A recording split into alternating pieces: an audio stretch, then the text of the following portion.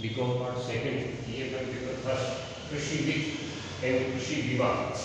Agricultural finance and agriculture insurance. हमने जो कल बात की थी, जिसके बारे में विशेष रूप से मैंने आपको बताया था कि खाद्य सुरक्षा के बारे में सरकार चिंतित है और उसके ऊपर लगातार विचार करती जा रही है, और इसके लिए जितने भी सरकार के द्वारा प्रयत्न थे वो लगातार सरकार के द्वारा प्रयत्न किए जा रहे हैं। अब परंपरागत एग्रीकल्चर थी और उस परंपरागत एग्रीकल्चर के साथ साथ सरकार ने विशेष ध्यान दिया और परिणाम ये हुआ कि एग्रीकल्चर को तो आधुनिक बनाने के लिए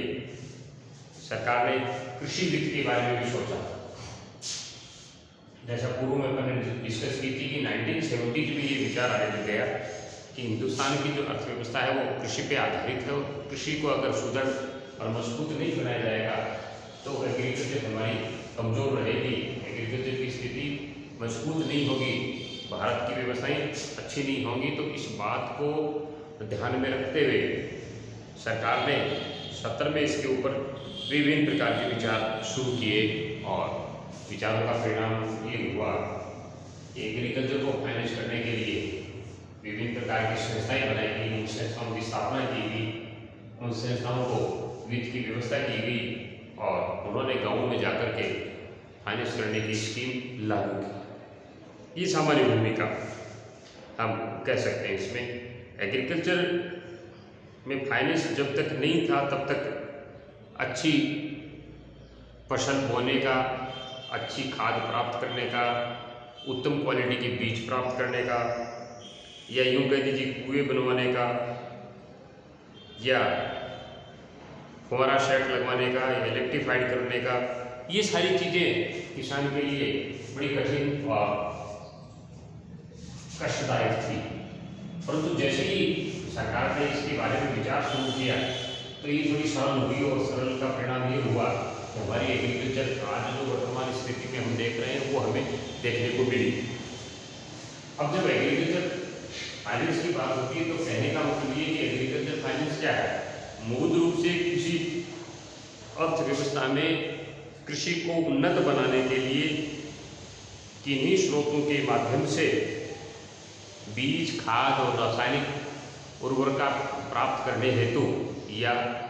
इरिगेशन की व्यवस्था करने के लिए जिस किसी जगह से भी वित्त की व्यवस्था की जाती है वो एग्रीकल्चर फाइनेंस की श्रेणी में आता है। सामान्य रूप से ये 3 प्रकार का एग्रीकल्चर फाइनेंस हमारे यहाँ होता है। अल्पकालीन, जिसको हम शॉर्ट टर्म के लिए कहते हैं, दीर्घकालीन जो लॉन्ग टर्म की बात करता है, अल्पकालीन,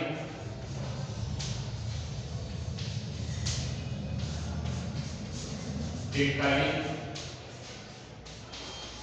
और मध्यम। अल्पकालीन में जैसे मान लीजिए आपको एक फसल बोने के लिए या एक फसल के लिए बीज की आवश्यकता पड़ गई, एक फसल के लिए आपको खाद की आवश्यकता पड़ गई, तो इन सब के लिए आपको विभिन्न प्रकार के मजदूरों के भुगतान करने हैं, बिल चुकाना है, पशुओं के लिए चारा खरीदना है, या और वो शॉर्ट टर्म के छोटे छोटे कार्य जो अल्पकालीन पीरियड है, जैसे 3 महीने में, 2 महीने में, 4 महीने में, 5 महीने में आपको आवश्यकता पड़ती है। जैसे पशुधन को सुरक्षित करने के लिए हो सकता है, चारा के लिए हो सकता है, बीज के लिए हो सकता है, खाद के लिए हो सकता है, या अल्पकालीन ऋण प्राप्त कर सकते हो। दीर्घकालीन का मतलब इससे विपरीत उल्टा, अल्पकालीन जो ऋण होता है उससे विपरीत स्थिति ये है कि आपको 4 साल के लिए, 5 साल के लिए, 10 साल के लिए या 20 साल के लिए धन की आवश्यकता पड़ती है। जैसे कुआं बनवाना है आपको, या फुहारा सेट लगवाना आपको, या नहर के लिए निर्माण करना आपको, या दूसरे प्रकार के जो भूमि मृदा है जो उसको सुधारने के कार्य करने हैं, तो उसके लिए सरकार जो है वो आपको दीर्घकालीन या आप अपने स्रोतों से दीर्घकालीन व्यवस्था करते हो। इसी प्रकार मध्यमकालीन एक पोजीशन और है जिसकी व्यवस्था भी आप समय समय पे कृषि को उन्नत बनाने के लिए करते रहते हो। तो मध्यकालीन में जैसे कृषकों को विभिन्न प्रकार के दुधारू पशु खरीदना है, उन पशुओं की व्यवस्था करनी है, उनके लिए शेड बनाना है और दूध के लिए डेयरी का काम करना है, तो ये 5 वर्ष से कम सीमा के लिए लगभग ऋण जो प्राप्त किया जाता है वो मध्यमकालीन है, और 5 से अधिक 20 वर्षों तक के जो ऋण हम लेते हैं वो दीर्घकालीन हो जाते हैं। महीनों में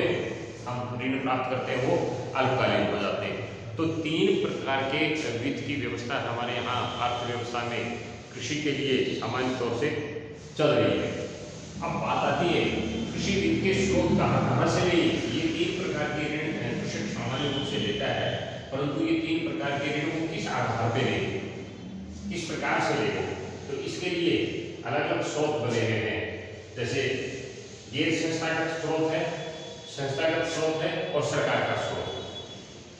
गैर संस्थागत स्रोत की जब हम बात करते हैं तो हमारे दिमाग में बात आती है वो देशी सेठ और साहूकार जिनसे धन लिया जाता था।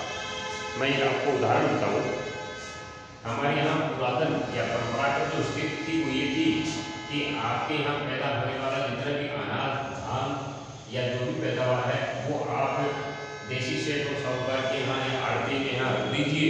और उनसे आवश्यकता की वस्तु खरीद लीजिए, उधार ले लीजिए, शादी विवाह के लिए ले लीजिए, और वो लगातार आपकी फसल लेता रहता है। और कहीं कहीं तो ये स्थिति होती कि आपकी ज़मीन को वो गिरवी रख के भी ऋण देता है। ये स्थिति लगातार वर्षों से गैर संस्थागत ऋणों में बनी रही। गैर संस्थागतों में साहूकारों ने हमेशा गरीबों की ज़मीन हथियाने की कोशिश की, तब स्ट्रगल भी चला, लंबे चौड़े आंदोलन भी हुए, और उन आंदोलनों में ये देखा गया कि जितने भी कृषक थे, जितने भी किसान थे, उन किसानों की ज़मीन साहूकारों ने सिर्फ इस बात के लिए हथियानी कि वो ऋण चुका नहीं पाते, उनका इंटरेस्ट चुका नहीं पाते, और इस बात को लेकर के आपकी पसंदीदा जो चीज़ें हैं, चलचित्र जिसको हम फिल्म कहते हैं, उन फिल्मों में भी निर्माण किया गया। आप 3-4 प्रकार की ऐसी फिल्में देख सकते हैं, चाहे वो आज से 60 वर्ष पहले बनी हुई मदर इंडिया हो, चाहे वो गुलामी हो, और चाहे इसी प्रकार की और दूसरी हमारी फिल्म इंडस्ट्रीज ने पिक्चर बनाई थी जिसमें ये दिखाया गया कि किसान कैसे ऋणग्रस्त हो जाता है, किसी सेठ और साहूकारों के कैसे कब्जे में आ जाता है, किस तरह से उसकी ज़मीन जो है वो अंगूठा लगा करके हथियार लेते हैं। लेकिन सरकार ने फिर धीरे धीरे इसके ऊपर विचार किया और कुछ संस्थागत कार्यक्रम शुरू किए, और संस्थागत शुरू किए उसमें विभिन्न प्रकार के बैंक सरकार ने खोले, कुछ व्यापारिक बैंक खोले, कुछ ग्रामीण बैंक खोले, कुछ सरकारी संस्थाएं खोली, कुछ भूमि विकास बैंक खोले, कुछ क्षेत्रीय बैंक खोले, और इन सब को संचालित करने के लिए national bank for rural development and agriculture and rural development के लिए नाबार्ड की स्थापना भी हमने की, जैसा मैंने पहले भी अपने पढ़ाई इसको बताया था। इसी तरह से स्टेट बैंक ऑफ इंडिया हमारा जो है वो है, इसी प्रकार से बड़ौदा बैंक है, इसी प्रकार से दूसरे जो ग्रामीण बैंक हैं वो सारे के सारे संस्थागत ऋण हमें प्रदान करने लगे। वित्त के स्रोतों का उनके पास भी साधन हो गया कि किस प्रकार से हम लोन, उधार, दीर्घकालीन, अल्पकालीन और मध्यमकालीन ऋण दे सकते हैं, कैसे हम उधार कृषकों को दे सकते हैं। तो इन सब के लिए विभिन्न बैंकिंग इंडस्ट्रीज हैं, विभिन्न प्रकार के व्यापारिक बैंक हैं, विभिन्न प्रकार के सहकारी बैंक हैं, विभिन्न प्रकार के ग्रामीण बैंक हैं। अब इन्होंने अलग अलग क्राइटेरिया कर रखा है। कुछ जो बैंक हैं वो दीर्घकालीन ऋण देते हैं, कुछ जो बैंक हैं वो अल्पकालीन, दीर्घकालीन और मध्यमकालीन ऋण देते हैं, कुछ बैंक जो है वो सभी प्रकार के देते हैं, कुछ सिर्फ छोटे ऋण देने की बात है, कुछ बड़े ऋण देने की बात भी करते हैं। कुआं बनवाने के लिए है, सिंचाई की व्यवस्था के लिए है, हमारा शेड खरीदने के लिए है, डेयरी फार्मिंग करने के लिए है, ये कृषि से जुड़ी हुई पशुपालन का कोई कार्यक्रम है, या चारा खरीदने के लिए है, या दूसरे प्रकार के जितने भी उधार लेने चाहते हो वो सारे के सारे उधार आपको दिए जाते हैं। सरकार ने 90s के आसपास जो किसान बहुत ज़्यादा कृषिक था उसमें एक ऋण माफी योजना भी लागू की। ऋण माफी योजना में ये तय किया गया कि 90 से पहले जितने भी ऋण हैं उन सब ऋणों में छूट दी जाएगी, किसान को माफीनामा दिया जाएगा और जो किसान के ऋण हैं 10,000 रुपये और उसके आसपास के उन सबको माफ़ किया जाएगा। तो सरकार ने ऋण देना शुरू किया, एक तरह से सरकार से किया गया ऋण था वो माफीनामा में विभिन्न प्रकार की संस्थाओं से लोगों ने ऋण लिया था, उसका भुगतान सरकार ने अपने माध्यम से करते हुए ये कार्य किया। तो कहने का मतलब ये है कि एग्रीकल्चर के लिए विभिन्न प्रकार के जो वित्त स्रोत हैं वो संस्थागत हो सकते हैं, गैर संस्थागत जिसमें देशी बैंकर और साहूकार आता है,